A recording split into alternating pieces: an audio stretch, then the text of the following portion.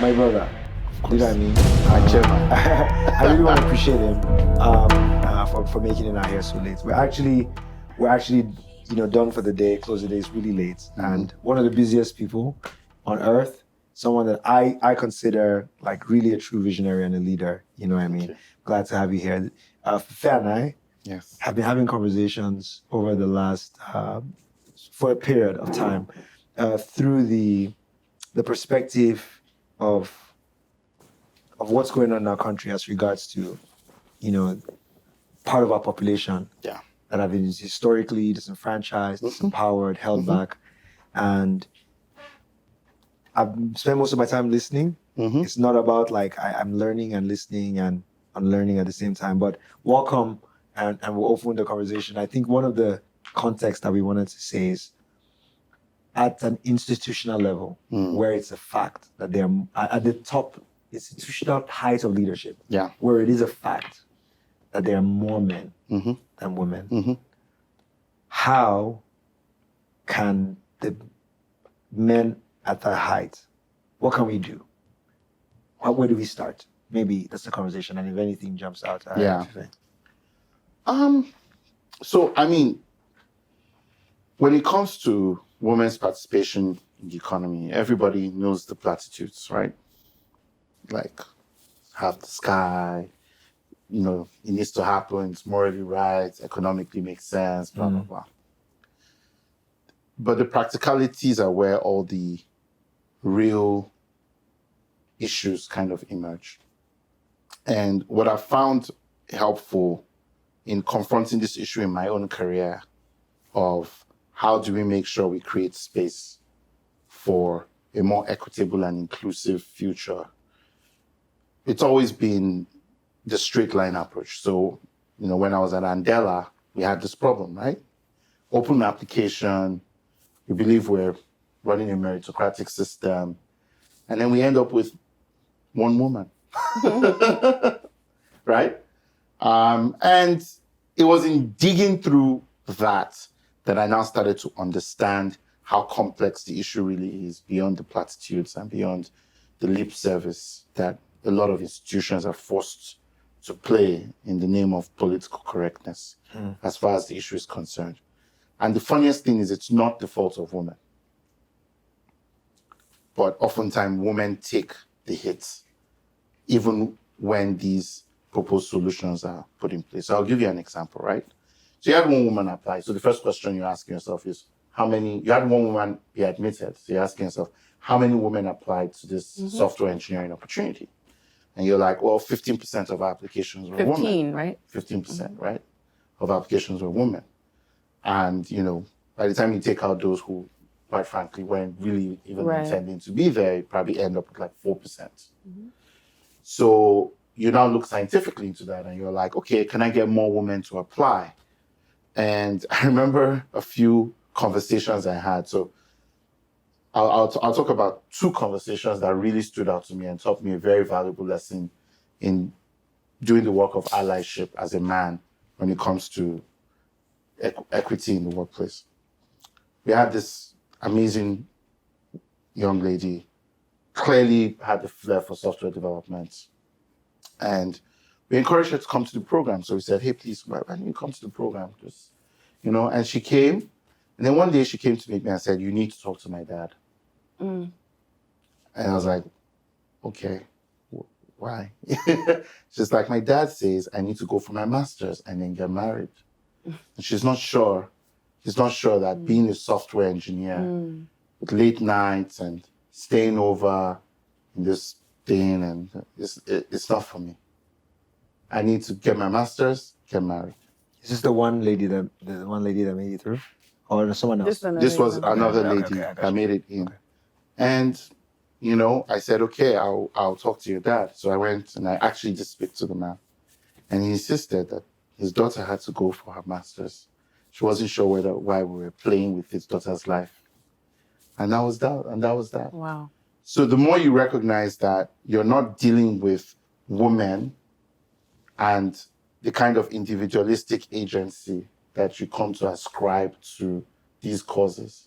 You're dealing with communities and there's a way they run. You understand what I'm saying? The decisions are not made in silos or by one person. They're made in communities. And they've said, this is what you're going to do. Benny.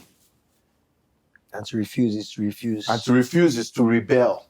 And that is a tough place to put a woman. To say, my ideal of equality must come at the cost of your relationships.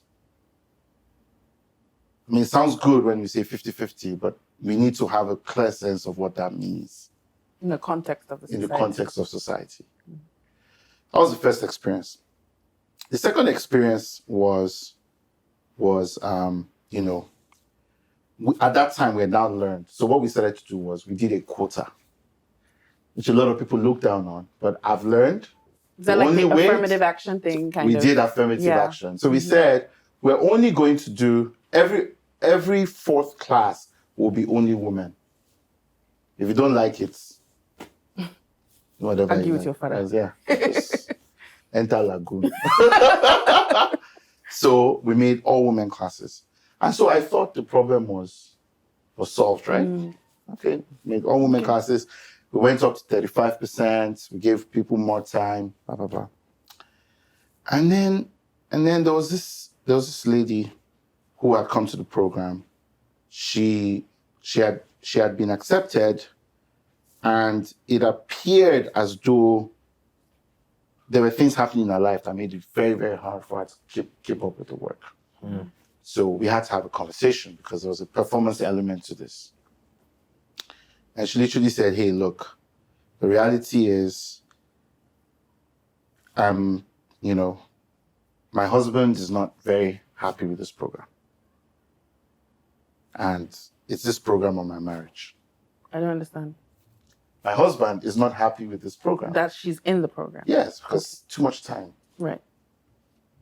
And it's either this program or my marriage. And the husband's circumstances are, he works, right? As the woman does, obviously.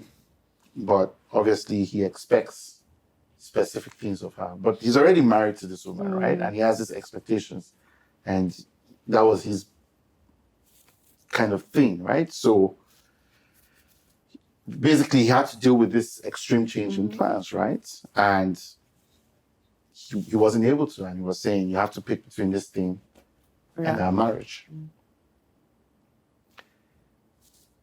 So those getting into those type of situations gives me a different perspective when people say, what is it going to take? What is it? No, these are not, again, I don't say this to say these are excuses for why these things are happening, but there are reasons why there needs to be a conversation that goes deeper than just men are evil, women are, this is just, let's make it happen. We've got to talk about the societal context in which women actually live. So it's, do they have childcare? Exactly. So after that episode, we now learned that we had to have childcare in our offices. We didn't have childcare before. Do they have, are we making special consideration for time they must spend with their family? Because if you tell people equality must come at the cost of your relationship, then equality is not going to win, I'll tell you. Equality will always lose in that battle because it's like, well, look, at the end of the day, I need to be with people. So if this is going to isolate me from the people I grew up with and I've been with, then it's probably not worth it. So these are the subtleties. And what I've tried to do is in our organizations, what we do is, one, we drive the quota as a primary way. Because the thing about a quota is a quota forces you to deal with problems. So if the problem is childcare, well, you got a quota. If you don't fill the quota, right, you're in trouble. So you will fix the childcare issue as opposed to ignore it. Exactly. Right? And keep preaching platitudes. The second thing that we try to do is then identify what are the deeper causes. Isolate, identify, and then try and resolve those second order or third order causes, right? And then the third thing we do is elevate success stories and heroes. So at the end of the day, when people say, look, equality actually looks good on you, right? Like as a man, it's like I've got this woman and, you know, she's famous and she's my wife, you know, it starts to warm up. And in many cases, even when we started the way we started, we were able to get a lot of our women to the point where their husbands were very proud of them. And their families were very proud of them. And they were happy that they made the sacrifices. And other families will see that example and say... So celebrating their wins and heavily celebrating those wins and saying, look, this is somebody who did it.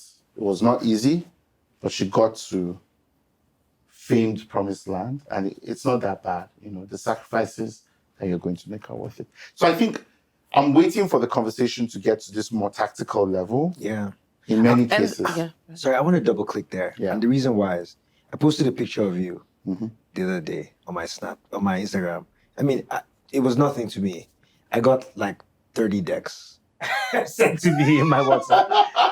It's in my WhatsApp. And I would spend the whole day. Send it to Caleb. No, I'm not even. I looked through them. I told everybody. Okay, that's good. You're a scout now for us. No, but I looked through them and I said, look, I get that people, like, the more people know that you and I are friends, I get that you're going to do so. So if you don't pass my own test, you're definitely not going to pass the test. I love it. But the reason why I say so is that most of them were young men. Yes. And I'm like, you're a rock star and a leader to them. So in terms of that, I want us to double click. You just spoke about engineering the process. Yes. Like you started talking about the framework. So they're going to be founders. Yes. Tech founders. Yes. We can assume that a majority of them will be men. That's in our present context. By default. And they're watching. Yes. How do we engineer better organizations? Like you sort of give a high level framework. Yeah. But these guys are going to actually have companies. And they could actually, I don't know if you can go a little bit. Well, I'll be honest. The truth is, men cannot lead like women will. Men and women lead in different ways. That's just the fact. You know, men, it's bravado, it's, you know what I mean? It's shoot, good style. You know, that's how they lead, right? Women, it's different, the way they lead. Do you think, okay, let me finish. Sorry, I'm sorry. Yeah, no. I mean, it's different. And you want to encourage that diversity of leadership in any organization. I think part of the problem with the world right now is that too many men are leading. And that we probably need a little bit of balance. So I feel like, so my process is not to say men engineer better organizations. My process is, how do I get more women to start companies? Because I think they'll start better companies, they'll start different companies, they'll lead differently, and that's good for the world. And maybe I know that the women in leadership have taught me way more than the men in leadership. You understand? In terms of my career and where I've come from. Yeah. Can I put you on the spot and ask you at least one thing that you've learned from a female leader that's different from what... from how I mean. Yeah. Well, so the female leaders I've met tend to be more direct. But in a weirdly kind way. So like, it's like when I'm direct, I'm literally doing something my team calls lashing. And it's a mood you never want to catch me in. I literally tongue lash you. I whip you with my tongue, which is kind of funny because popular culture is that women have bad mouth, right? But you should see a man's mouth when he's angry. You understand what I'm saying? But the woman will find a way to tell you without making you the problem. Right? They'll be like, the work is not good. How about I help you fix the work? You have to understand where we're coming from. For me, I'll be like, you're so problematic. Why don't you understand what you're doing? Do you understand what I'm saying? So it's interesting that you say that because I find myself, and it's kind of funny because we were talking about that with some other women earlier, and I find myself leaning into that because I grew up with boys, my whole entire framework was, I guess, more masculine, right? And so when I'm actually relating as well, similarly, like I tend to find myself doing that. And so now that I've kind of gotten older and more mature, I've seen that like resting in my feminine way of doing it is actually, first of all, it's less stressful for me because when I start tongue lashing, it doesn't feel natural. No. It actually just does not feel normal. Like it feels like, okay, something's off. And then I find myself being even more tired, even more stressed. But when I'm able to get out of that way of reacting, like you said, and I'm able to like, okay, let me help you be better. Or, you know what I'm saying? Or think about it in a different way. Yeah. I find it's more... It's better. Yeah. So I've learned that from them. And actually, when I have difficult feedback to give, I ask my female colleagues to deliver it. Because I just feel like I don't have the language yet for feedback. That's another conversation.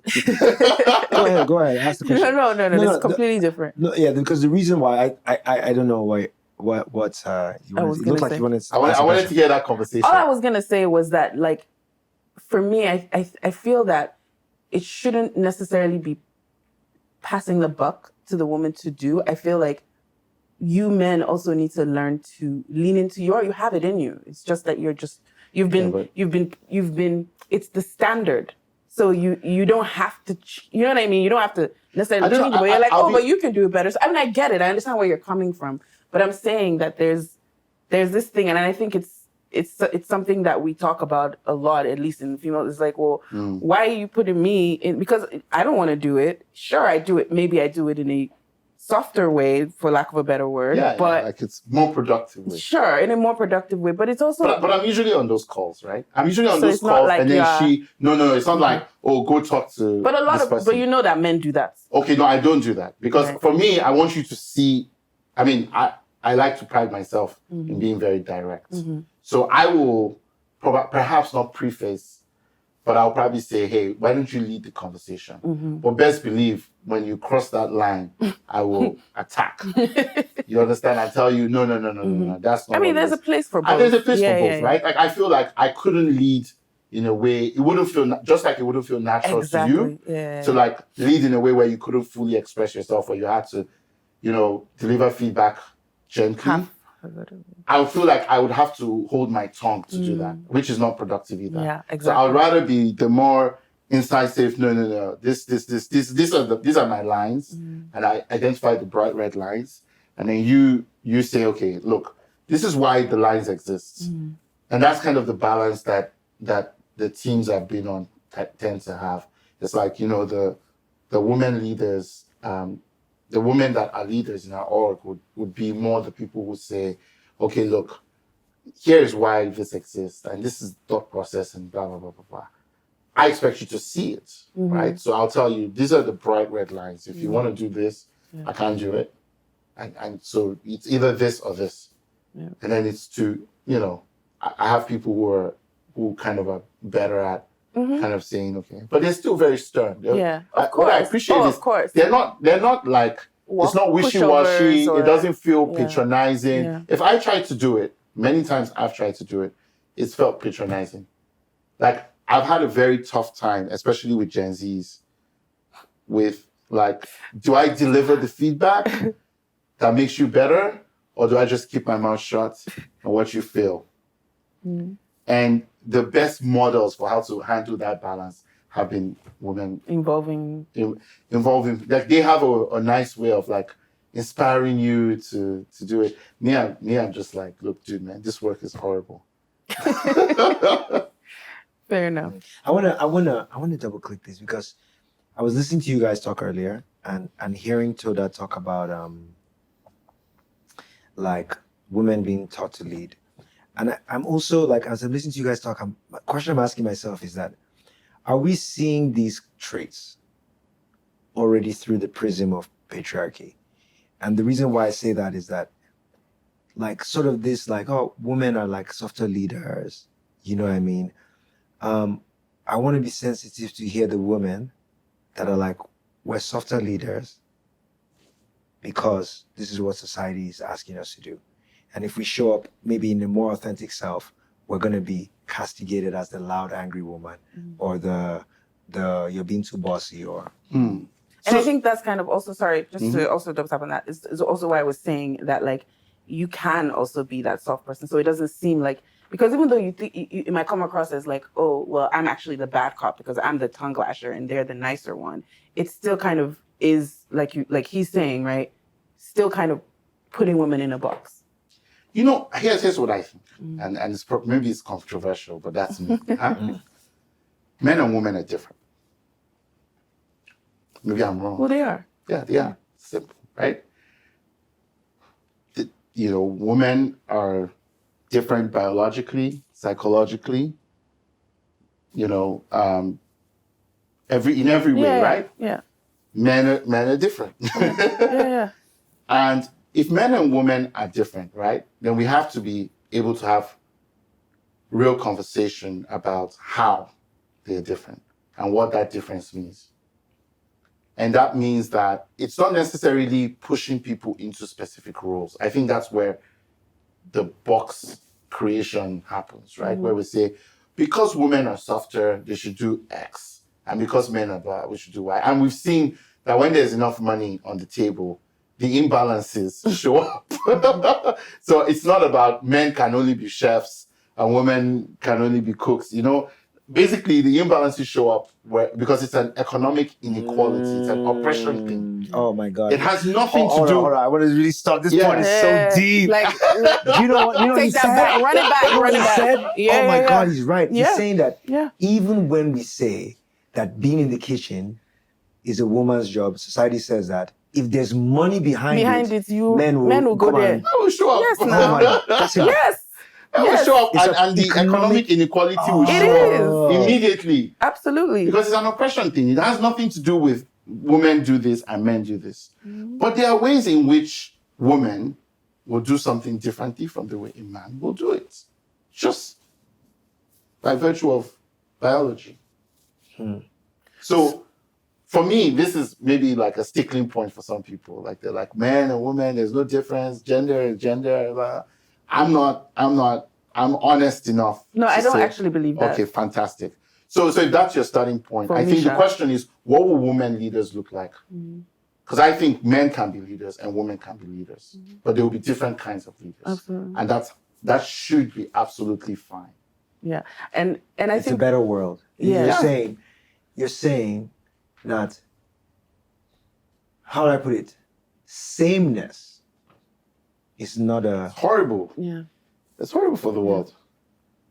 It's a diversity where the... Diversity is And where... that's the whole premise of gender equality, right? Yeah. It's not saying that we're the same. No. It's not. It's literally saying give us the same opportunities. That's it. So we can show you Let us different also ways. be treated, yes.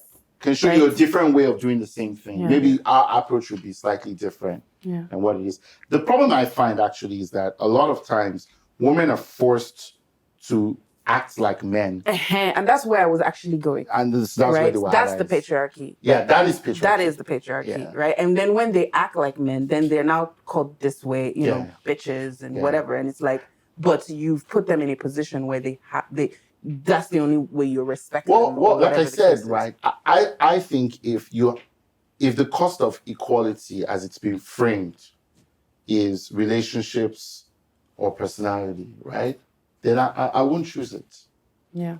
And right now, that's where we are as a society, where you're like, if you want to be equal, you've got to say you don't like, you won't do something you love for someone you love, because this is what it means to be a feminist, right? And that's not what it should be, right? Yeah. That's not the definition. And these are the conversations that kind of pop up every time and cause confusion, because people are born into communities, right? Not all their practices are worthy, right? Not all of them are great, but there's some structure and some natural order to the way things are. You talked about women being taught to be leaders, I think, in that previous conversation, which I thought was a powerful point. Yeah. Men are also taught to be leaders in different kinds of ways, right?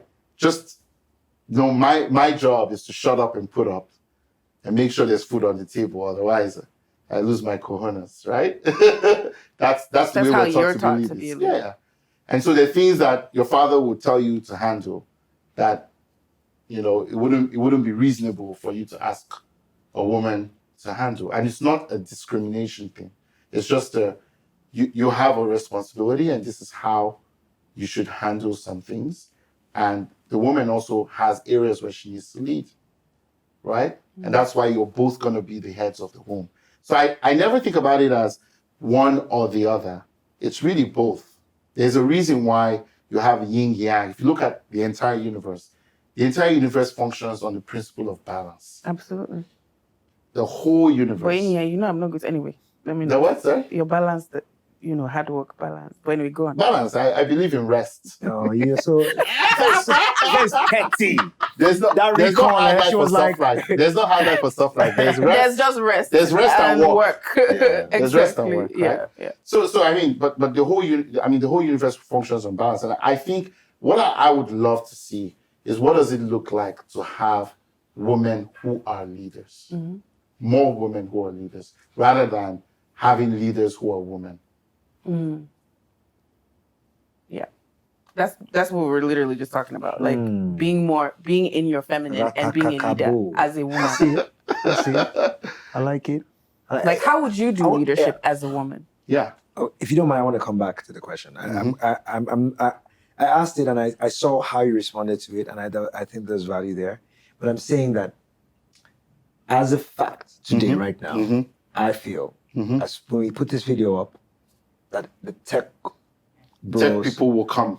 are gonna come. Yes. And I wanted people to ask, do you have a playbook that they should pay attention to? Because I know that largely our sort of ethos is making the world a better place. Yeah. Right? And so whereas most people will look at you and they'll see like your frameworks about thinking about problem solving. Yeah. Or how you're attacking, you know what I mean? There's something there that you just shared about how early on in Andela, which I can imagine how many years ago you were aware of this. What should people be thinking about? Why would you care about that? And what should people be? Well, I mean, the reality is, like I said, right? You need diversity in your workplace, right? People bring different things to work, and it's those different things that make you better. So the first thing I would say is, look, work really hard to find women to work with, particularly in the most sensitive parts of your organization, where you know that, women often are overlooked. Give an example, please. Well, be specific. So Management, for example, like engineering management, for example. What I found is, you hire a woman, you want her in HR or admin or something like that. It's like, you don't think of like her. A computer can do that. Yeah, it's like, no. I don't want. I don't know about HR, but I don't want. I mean, even HR is good. Don't get me wrong, but I feel like it's too formulaic, right? Absolutely. Like that cannot be the only spaces where women can operate, right? I want women engineering managers. How are they going to work differently from male engineering managers, right? I want, women designers. I find they're actually better most times. Because they actually think they're more empathetic, right? They just tend to identify better with the user than male designers. Just by default because of who they are and how they work.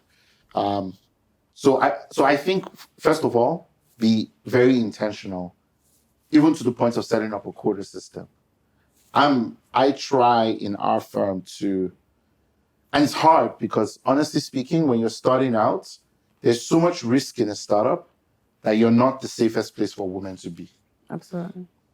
Just because of the way things are set up. Like, a guy fails, he can kind of pick himself up, right? Can figure things out. A woman fails, it's a whole bunch of emotional, societal and there's also a bunch of people that she's having her children and everybody. They want the next one. You understand what I'm saying? So there are risks that she can't take early on. So we have to be cognizant of that reality, right? We can't wish it away, right? But at the same time, as soon as you can, find women and put them in your leadership. Now, what happens typically is that if you can find women and put them in your leadership, they will replicate themselves, right? They will find other women and say, okay, can I work with this woman? You know what I mean? Can I bring in this woman? Especially if you've given them a mandate and said, hey, please, we need more leaders like you in the organization. And just as a yes/no question to you, and I know the answer, but I'm asking so I just read this thing. Outside of the fluffiness, outside of the we are the world, is there, for all the people that are watching, is there bottom line, P&L, balance sheets, value to diversity? 150%. See, I'll tell you in the most practical ways, right? So the first thing you have to keep in mind is that women are typically underserved customers. Typically, right? So you have a lot less competition for them. So if you have on your team women who think like an underserved customer base and can imbue some empathy into how your product is designed, you almost immediately start to reshape your, like the way, your product is just better. I mean, Just practically. This doesn't require math to do. It's just like women are now having money in the world, right? They're coming out of an era when they were oppressed and kept down and etc. And that's changing. So they now have money, they can make their own decisions. So if you have products that don't appeal to them and your competitor does, they will go to your competitor and not to you. So what are you going to do about that? Just common sense. And you can't fake it. There's no faking, because you don't even know. Like, you know how men in the past were like, we're going to figure out what women want and then come up with it in your product. Yeah. You don't even know. You don't even know. Point. I knew what you were going to say, but I wanted to say it because I think a lot of times on the timeline, what I see people say is like, oh, here we are to do this We Are the World thing. Yeah. Let's just let them in. You know what I mean? And without thinking about it, honestly, like maybe when people start knowing about Task, they'll see that we're like 70% Women's Day, right? Mm-hmm. And it wasn't intentional. It was just like, in the back of my mind, I was just like, okay, who are the, like, I need someone good that will get this done. And then we started building, and early on in our leadership, I think in fact, when we wanted to set up, we were 3 women and 2 guys. And it just sort of happened. Like I would say, they haven't solved this problem. Who's the person I knew that could solve it? And it would be a woman, right? And I can now sit in an organization and see the world like I was half blind. Do you understand? I was half blind. I can now see the world. And I'd be like, damn, imagine us trying to make these decisions with a bunch of dudes. Yeah.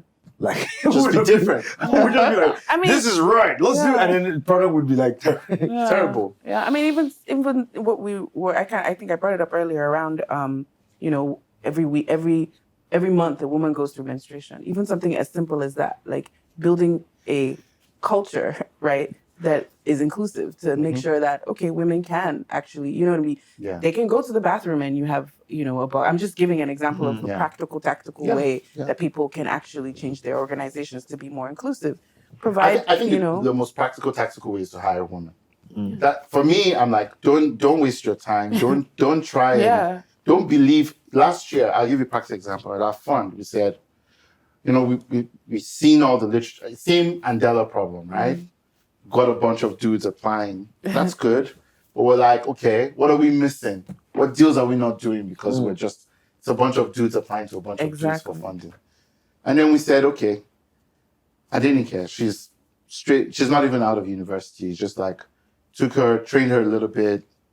Okay, you got $1 million to invest in women. Wow. Bring the deal, we'll approve it.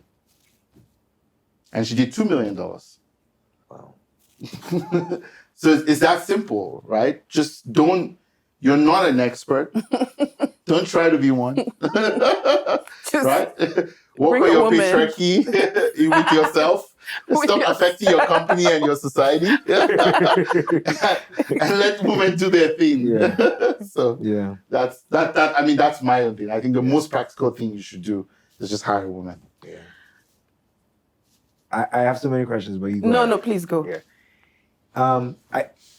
From the first time we met, our first time, were you married when we met the first time? I don't think so. Maybe I was close. Yeah. But I think for the first time, it was a CCX that we had. It was like you came with your wife. Yes. Every conversation is like, oh, my wife is doing this and blah, blah. And through the conversations, like we had a conversation with a guy called Josh Too Funny. He's a comedian, amazing guy. And I'd sort of seen a perspective about his relationship. I think we saw it come out, like he was sharing. But just as a man in a relationship with a woman, how would you say some of these principles have applied into your? It's tough. It's tougher than we like to believe. So and again, this is why I'm like, who is creating, and that's why I'm grateful for this opportunity. Who's creating safe space for us to have the real conversations, right? Yeah. You know, about this stuff. So obviously, I mean, there's the basic equality part of things, right?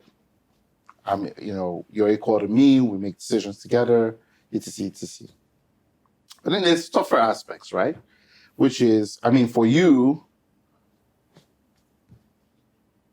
like the way I think about my household when I was a bachelor, and even now, is I hire people to do what I don't want to do. So my house is dirty, I hire cleaners. Yep. The dishes in the sink, I hire a housekeeper. It's I a need to mosquito. I'm eat. sorry, there was a mosquito. I was listening to you about mosquito. I told you earlier. Yeah, Mosquito. I know, the mosquitoes. I can't. Oh, go ahead. So like that's my mind frame. Right. And then, you know, when you're married, you have to deal with a different mind frame around strangers in the house, comfort around other people, a need for safety and security. You know what I mean? A sense of time and place. It does make the equality conversation a bit more difficult because it's not as simple as I can literally just pay for help and go. They want you to participate. Yes.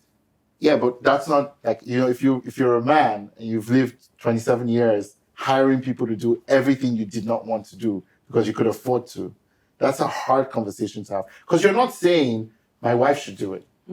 You're saying, let's hire can we somebody hire to someone to handle this thing? Because I don't want to do it. And neither should you, by the way. Right. And she's like, no, that's not what I want. I want you to actually take time. Can you give and an do this example with me. of that? Because the reason I'm saying that is because I'm hearing this from two sides, right? I'm looking at this from two angles. There's an angle of like, for instance, if you're talking about maybe raising the children, I guess I can understand where she might be like, no, you need to be more hands-on. And you're like, well, why don't we just let a nanny do it? But I can see that, right? But from the side of even being a single woman, even if you didn't have kids, right? Even if you're just married, right? No kids. There's also the part where like there's a societal, right? Expectation. Exactly, expectation as well, because then she begins to look bad. Even, do you understand? You're outsourcing and they're like, your wife know they cook. She know they clean. Do you understand? So or it's your that driver battle. doesn't respond to her the way he responds to you. So there's that constant battle. And for me, I'm just like, the temptation is to just go in solution mode and just be like, look. That's the man. Okay, I get it. What's the solution? How do we fix it? You know, how do you fix this? But then, you know, she needs you to sit down and listen and understand the problem. And then before you can now start having a conversation about whether or not fair. That part is tricky. So that's a challenge for you, at least. Oh no, that's and I would argue for most guys. Most men, yeah. For most men, I think most modern men have kind of gone past the I want my wife to cook. Yeah, of course. And I mean that's we've established that that's not even the issue. It's literally, for me, I see it as more of like childcare is another big one because I see the conversation a lot. But let me tell you something, childcare is easily the most difficult thing I've done in my life, and I love it, but it is hard. Yeah. And I almost feel like professionals should do it. They don't have to be my wife, but like there should be people. Professional child care. It's like Fifehan was like, no. They don't have to be my wife. If there's anybody you can attack, I get a sense. You say I'm being nice to you? Yeah, you're even being nice to me. I can see like when you're watching. But I mean, anybody you can attack. I'm beyond. No, my wife. No. I mean, that doesn't even make sense. I mean, for me, I just think about the world in terms of like, if you don't want to do something, it means you're probably not good at doing it. Because if you're good at doing something, right, you would love to do it, right? Like I know I like selling. So I love selling. If you give me ice behind my back and show me Eskimos, I'm on it, right? I love doing that. So I'm good at it. But, you know, with child, to be fair, you know, it was a transformational experience for me. I'll tell you why. Because, so my wife had a C-section, so I had to take care. And we're in America. When you don't have the same kind of... So you don't have the help. It's one of the reasons why I knew I couldn't live in America, because I was like, nah, not for me. So you know, I had to kind of step in and support and all of that. But you see, the expectations at work don't stop. You know, maybe for a woman, They actually are like willing to listen and be like, okay, maybe you don't have to be on this call. It's too late. Let me know. Like, I mean, for me. What workplaces are you? No. I mean, at my workplace, right? 8 p.m. I'm not calling any. Okay, because you know that's your bubble, right? That's not. I would argue the rest for, of okay, society. to be honest, for most reasonable men, again, I know that this is a smaller section. Yeah. But I'm saying even for the ones that want to change, like, right. if you know you have an employee with kids, there must be a really, really important reason to call her before 9 or after 8, except she schedules it. There's no good answer to, like, you know she has kids. Why are you calling her at that time of the night? But you call the husband. I'll call a guy. Easy. I'll call a guy at 2 a.m. in the morning. Even if he has kids. Even if he has kids. I mean, all of them have kids. And I would expect to answer a call at 2 a.m. in the morning. You would expect, even I would not mind. I would be like, I need to answer this guy. My investors would do the same. So you can see how the world doesn't actually shift because of these expectations we have. In my organization, men get 1 month of paternity leave. Just 1 month. In my previous organization, they got 2 weeks. They even got stuff. I mean, many organizations, they don't get anything.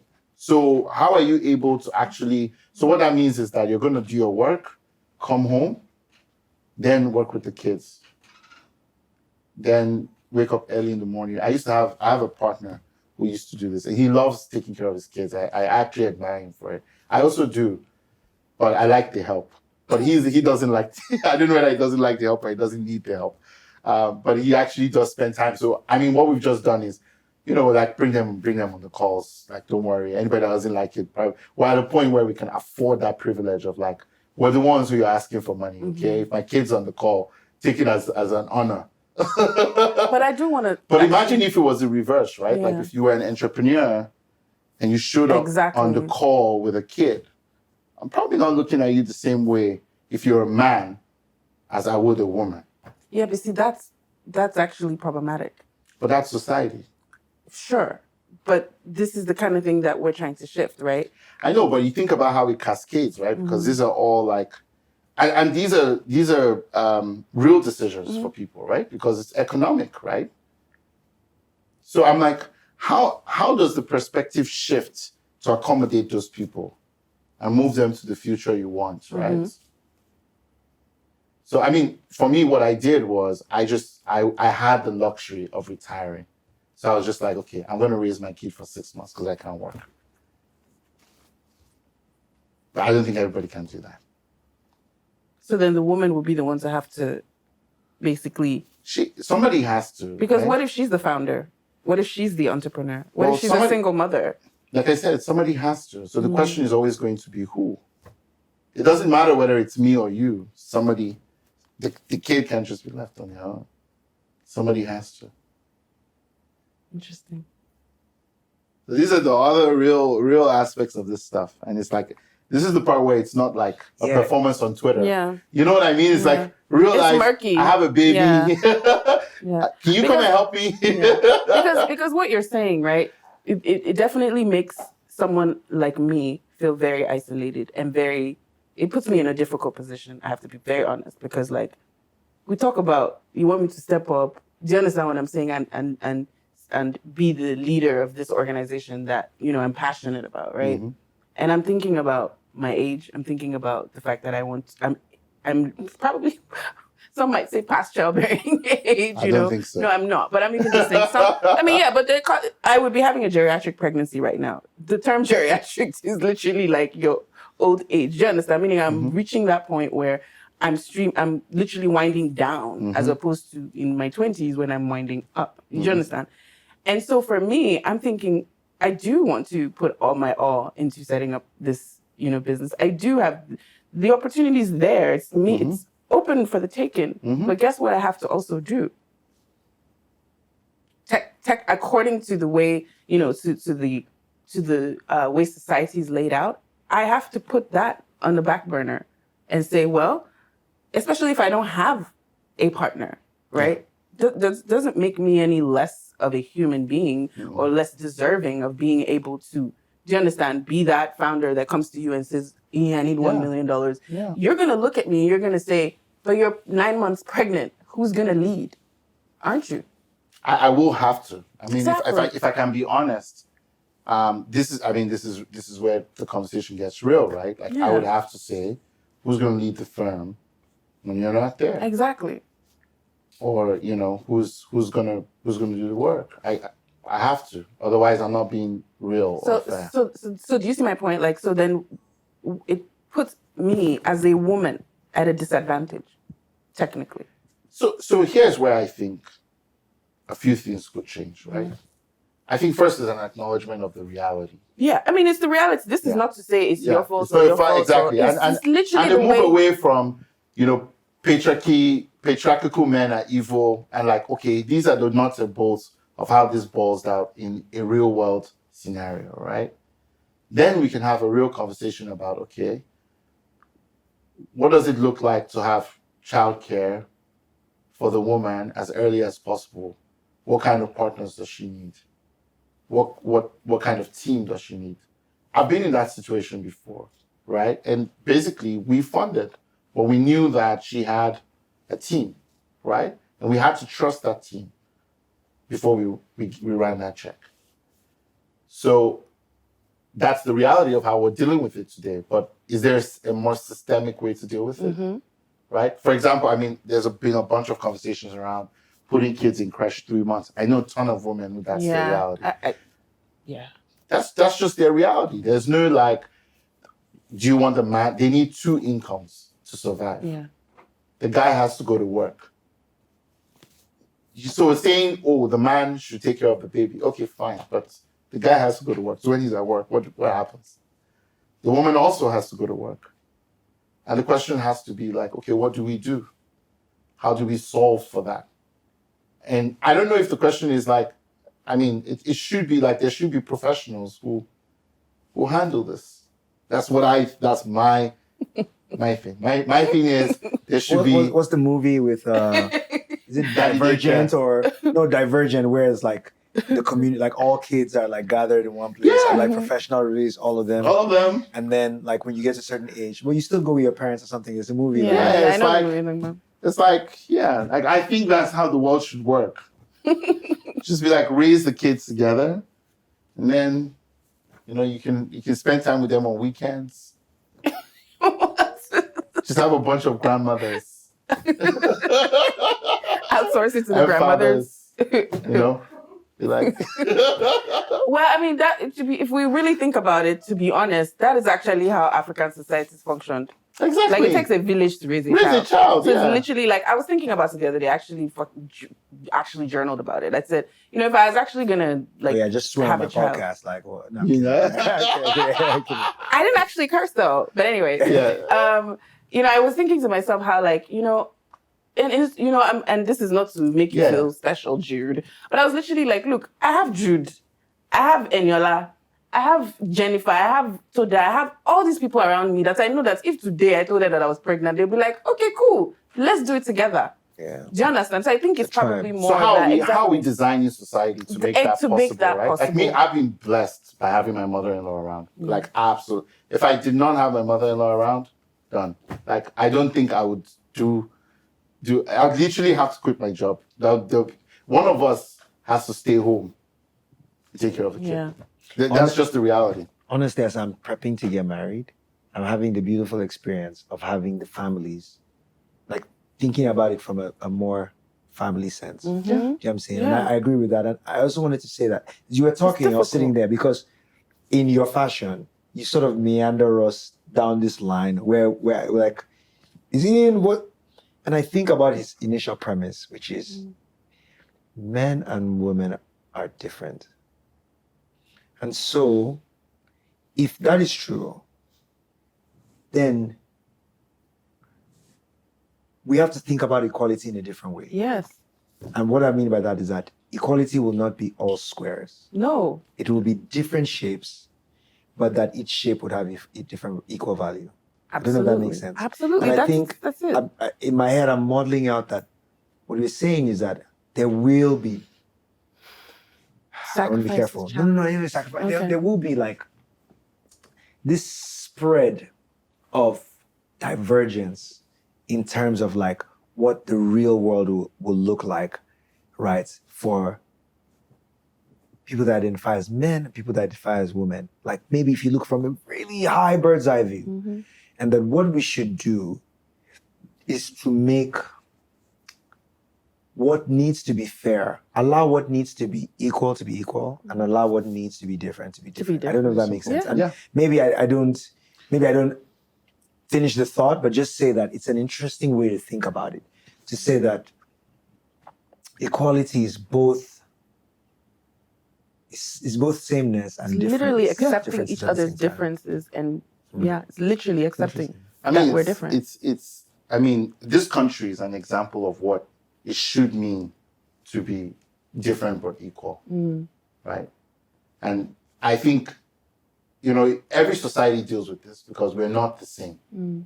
You know what I mean? You mean in terms of tribally? Just even in terms of individuals, right? There are just many parts of people, like we're not the same. So because we're not the same, we have to figure out a way to be different but equal. Yeah. And that's how I see the men versus women thing, obviously with all the complications of that. Because we're not all the same type of men, and we're not all the same type of women. Absolutely. But there has to be space for that difference and saying, okay, look, like I'm just even saying like, let's even ignore they're like I said, my partner loves children, right? I do too, but I'm just saying. You mean the process of raising? The process of raising, he wants to be there. So that kind of like mothering thing, sort of. He wants to do it, right? And because he wants to do it, right, he's making time for it. And we as a workplace have to be accommodating of him. But our clients might not be. So how do we design a society where that's possible? Exactly. Where people are like not pissed off that he has. Because you guys are different, but you should be. We're in a position of privilege, right? Yeah. I acknowledge that we worked together at a previous company, and he couldn't bring his kid to work at the previous company. It was just not realistic, right?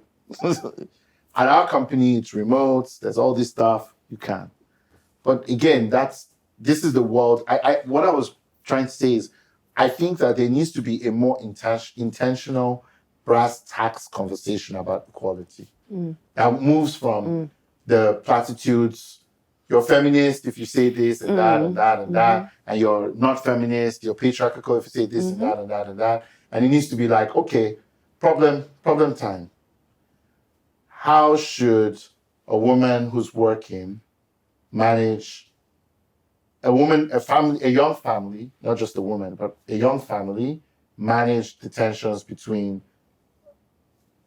the wife going back to work and husband? Maybe we agree that, like we did, men should one of them should elect to stay home for 6 months.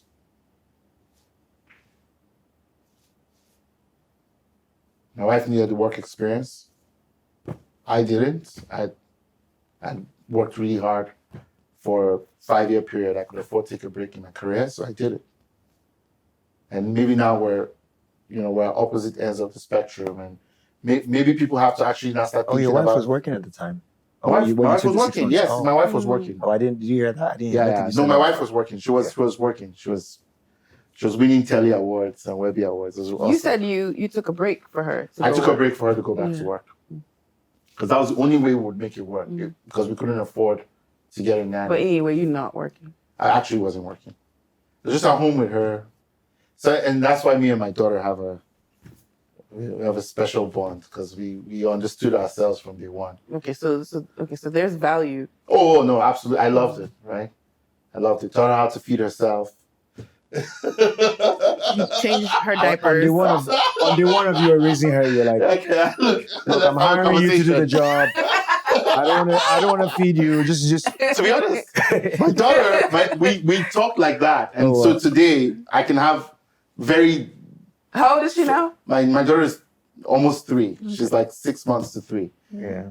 And it actually changed. I mean, it changed the way I thought about kids. Yeah. Because we could talk, we could actually talk. She doesn't understand everything, but she's like, okay, here's how you hold your bottle. This is where it is. Actually, that's what you think. She might understand it. She just can't communicate. She can't communicate. Yeah. But now we, like, you know, I think I mentioned on Twitter, my daughter knows what a business is. Oh wow. How? Yeah. What does she? I don't know. She just sits around my calls, and somehow she figured out that, you know, something is happening. So the other day she walks up to me. We're in South Africa, you know, and she says, you know, she says, I wanna buy a business. So all of us turn in the room and we're like, what's this person talking about? What's Morally talking about? Yeah, I wanna buy a business. And then she's like, you know, it's Dada's birthday. So I want to buy Dada a business. Aww.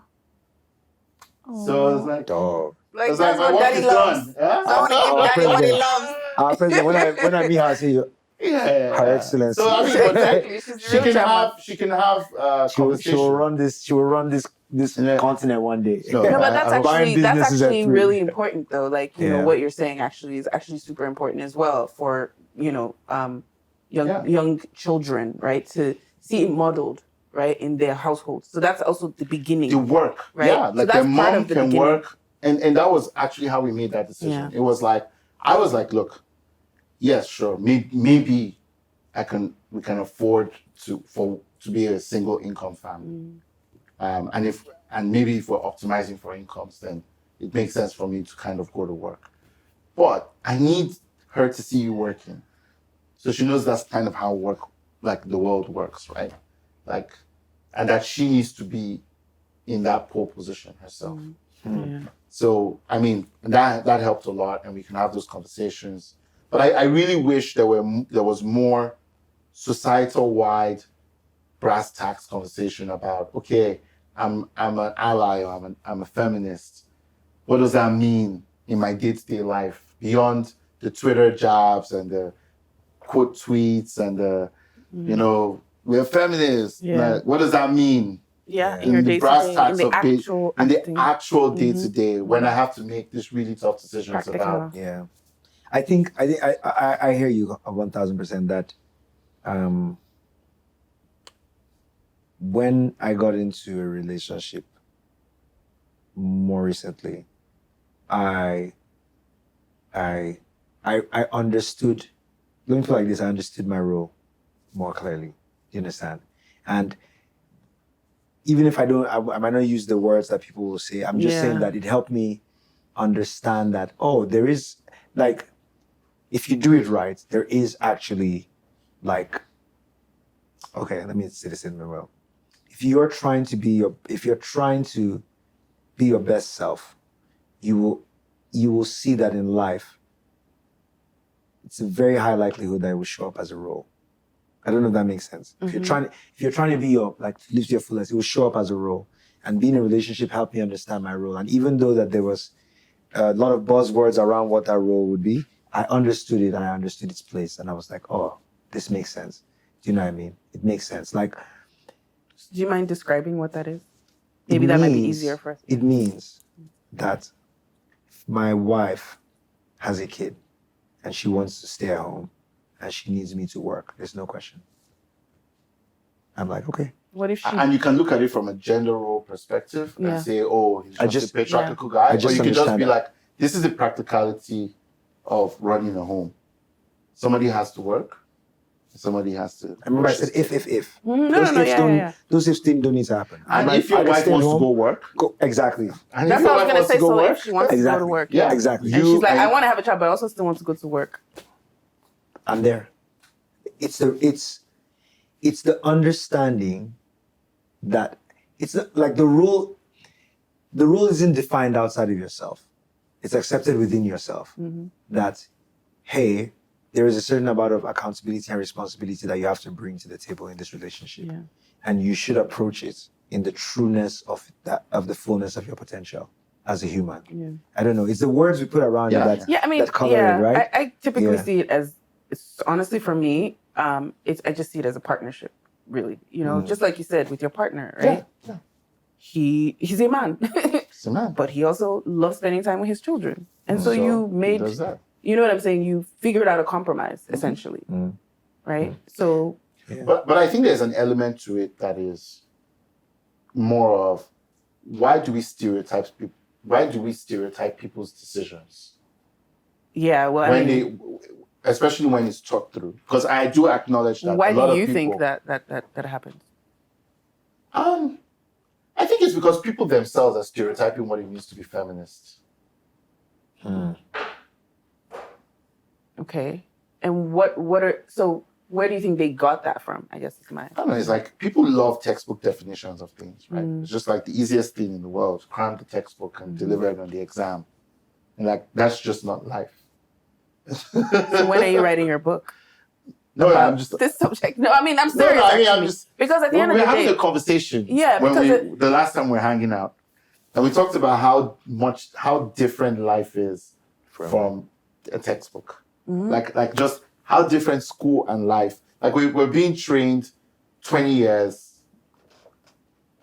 to basically exist in a system that does not resemble life at all. Yeah. Like it's not normally you should be trained to go into life, so there should be some resemblance, right? So that it's like training, but like it actually doesn't resemble. And this is one of the ways where it's kind of like, we're talking about. I think we're talking about how in reality you don't get extra points for solving hard problems on the test. It's just Nobody gives you any extra points. What he was saying? He was saying, and this is a great point for a business. It was such a succinct, but he's like, in his school, you get the same grade no matter the difficulty of the question. Do you though? Yeah, you do. Generally, you do. Generally. I guess 5 generally, points for this, 10 points. I mean, some people but try in to. some standardized tests, they give you more points when you're able to solve certain problems. Yeah, but the difficulty also differs by person.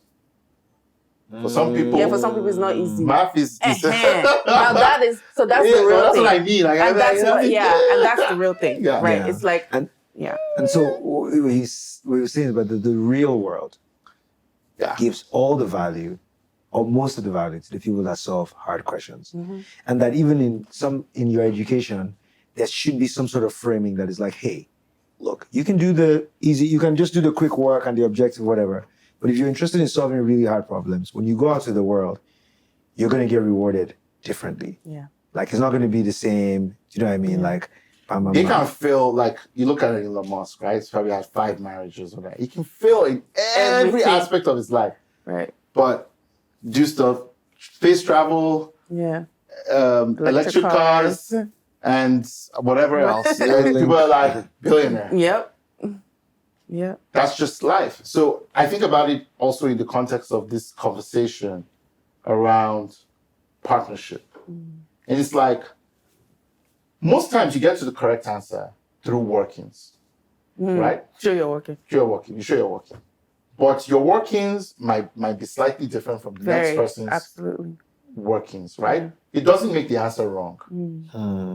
So if I say, okay, we're a 2-person family. I like that. And my wife, I'm just saying, I'm not saying that this is what has to happen, but like somebody needs to be home.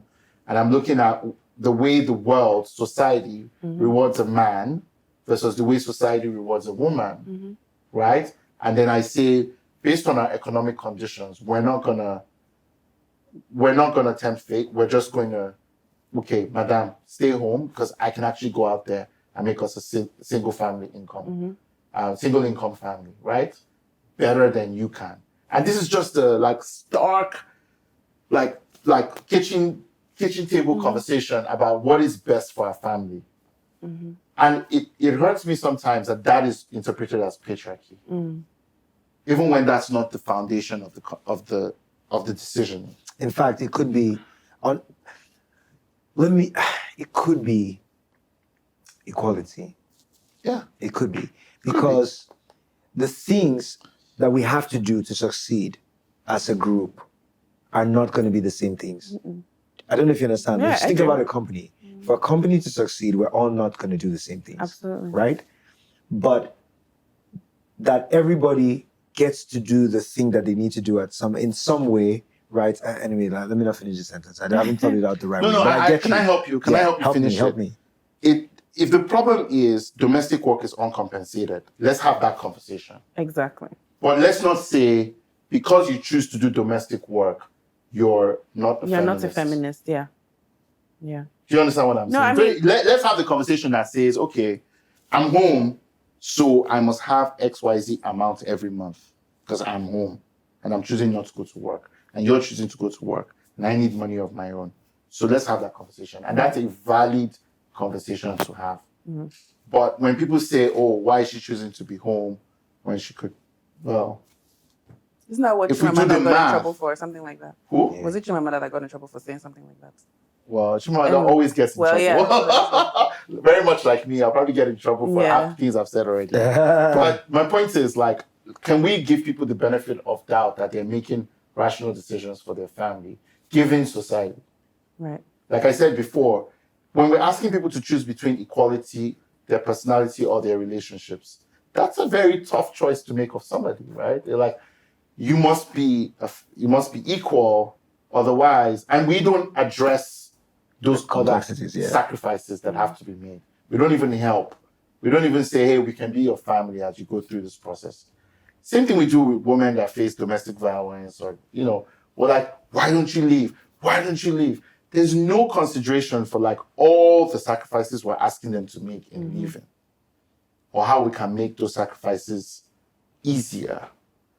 There's just a moralistic pointing of the finger about how you can't leave. Yeah. And it makes people feel very powerless, right? Mm-hmm. And I think, I dare say that I think the argument, and I'm not talking about maybe the like, I don't know, I'm speaking from what I understand, feminism to be. This is from my perspective as Fifehan. I think that maybe it's more of, look, this patriarchal system is not beneficial for either one of us. No, it's period. Horrible. It's period. Horrible. Point blank. Like, it's not about it's about us as a human race. Race. Yeah. This thing is not it. Yeah. Right. So how do we dismantle those? What are some ways that we basically break the legs of this really, really, really like Iroko tree of a But even as we do that, then how do we survive as we do that, right? Like, there has to be a real conversation. And so that's my point. And that's what I'm hearing from what you guys are saying. Is more of like, yeah, of course, it's affecting us too.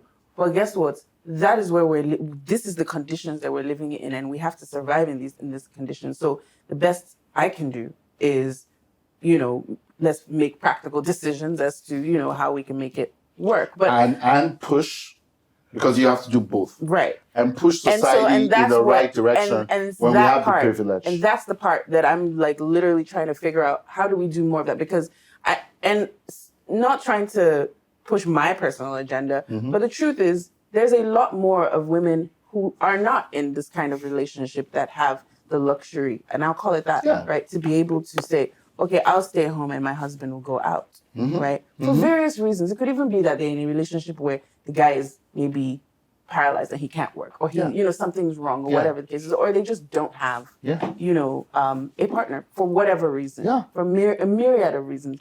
The society is completely stacked against them. And so for me, it's trying to kind of, and this is just not asking you for a solution today or whatever. No, but there's a framework I have for thinking about it. So I like to use the example of freezer food and microwaves. So, before, everybody, the typical traditional man wants his meal fresh. Right. Right? He wants his meal fresh, so you got to cook it. I like my meal fresh too. But anyway, sorry, I'm kidding. We all like our meals fresh, but unfortunately, we can't all afford it. Go to a restaurant if you want fresh food. But my point was, like, that was the typical thought. And then, people then said, instead of, some people were like, let's fight this thought process. And then some people were like, well, how about if we just make the food microwavable?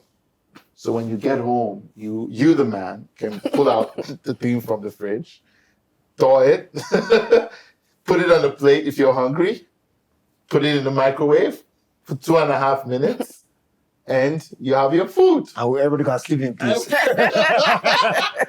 For me, I'm like, that's what I want to fund as a venture capitalist. I want to fund technologies that disrupt the patriarchy.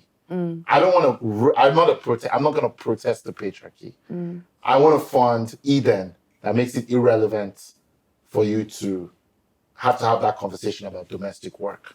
I want to fund a new generation of early childhood educators who essentially you can trust your child with at 3 months.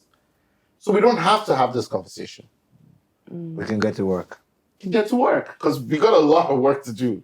I mean, the conversations are necessary, but I understand. But I'm what you're saying, you know, Yeah, from in the where context, in the I context understand that they that. are work. Like, Yeah, this is yeah, work. yeah. Having this conversation is work. Yeah. But I understand what Exactly. he means. Like, there's so much. You know, I'm going to say this and then because I know camera Yeah, people have to I know go. I it's need to time, get you yeah. home as well. Yeah. You know what I mean? I'm loving it, but I need to go home. Yeah, It's actually, we're going off Yeah. your energy, actually. Yeah. 'Cause, yeah. No, I knew that this was going to happen Yeah. anytime. But this is work. But there is so much posturing Yes. and the platitudes, right? And I remember on International Women's Day, like I didn't like a few of my like my female friends were like I could see cringe, but I didn't see the thing. I didn't. And then the next day I went and looked at actual company ads, and I was like, "Are you guys joking?" Yeah. Like, like patriarchy was right there, even in the ads. Even like in a the lot of ads. these, like in the Sitting, ads, right? looking at you in the Literally, face. like, and be like, and I'm like, you know, you don't need to like. It didn't even occur to me to post on the day. I don't know if that made sense. Yeah.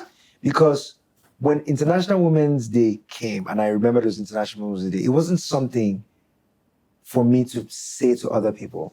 It was something for me to say to my team. I don't know if that makes sense. Yeah. And so I just typed a It was message just a in our Slack. reminder, yeah. Just typed a message in Slack and said, "Hey guys, we've been working. In case anybody doesn't, you know, we appreciate you guys. You guys make this place better." Blah blah blah blah.